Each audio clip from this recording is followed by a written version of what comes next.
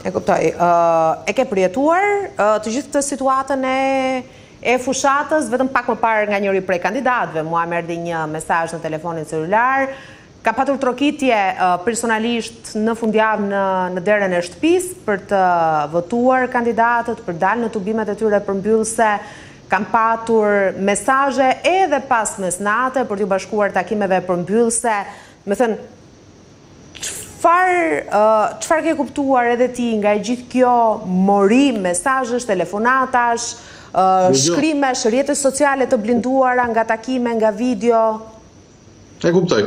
Dëgjoj, asnjë nga partitë e mëdha nuk është në pozitat e zgjedhjeve të mëparshme, sepse kemi parasysh që partitë e reja po figurojnë se prodhojnë mandate në çdo sondazh, në çdo televizion që po zhvillon sondazhe, nga çdo kompani, kështu që si Partia Socialiste ashtu dhe Partia Demokratike kanë drejtën e tyre të mobilizohen dhe të jenë të trembur deri diku pra, nga firot që mund të krijohen nga ekzistenca e partive të reja në 11 maj.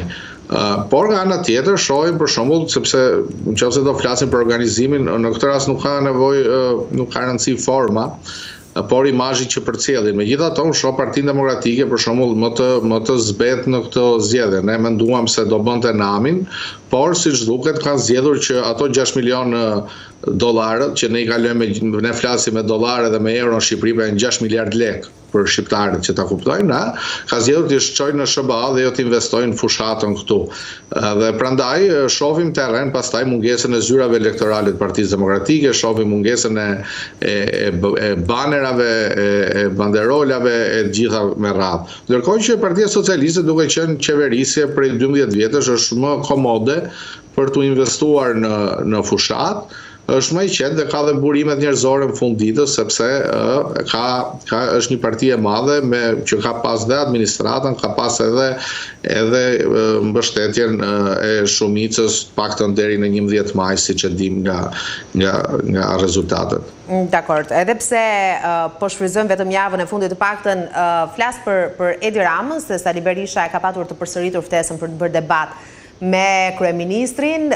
Edi Rama ka zgjedhur të paktën që në këto dalje televizive shumë të pakta, ndoshta mund t'i intensifikoj në ditët e fundit, ka zgjedhur që të ketë intervista tek për tek me gazetarë dhe jo me analistë. Është kjo një mënyrë për të thënë ai çfarë do dhe për të bërë fushat edhe në ekranet e televizioneve, apo për të shmangur analistët edhe atë që ti the që Rama e ka thënë në këtë fushat nuk ka premtime, ka vetëm integrimin? Unë nuk besoj se Rama i trembet ndonjë pyetje të jashtëzakonshme apo ndonjë debati me analistët apo me politikanët, por është zgjedhja e tij. Nëse duam ta kuptojmë se me gojën e tij, siç e ka thënë pra, së pari dima të vlerësimin e Ramës për analistët dhe gazetarët, që prej kohësh i ka quajtur Kazan, Banak, Kafene, gjitha me radhë. Dhe ne prapë me të merremi.